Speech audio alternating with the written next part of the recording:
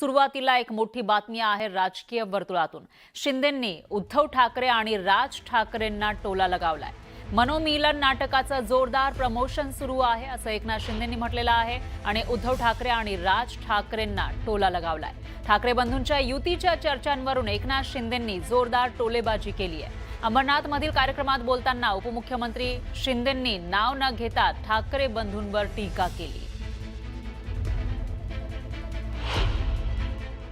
काही नाटकं कॉमेडी असतात, रडकी असतात, काही काय असतात, ते जाऊ द्या, सोडून द्या। पण पूर्वी भाऊबंदकी नाटक खूप गाजलं होतं।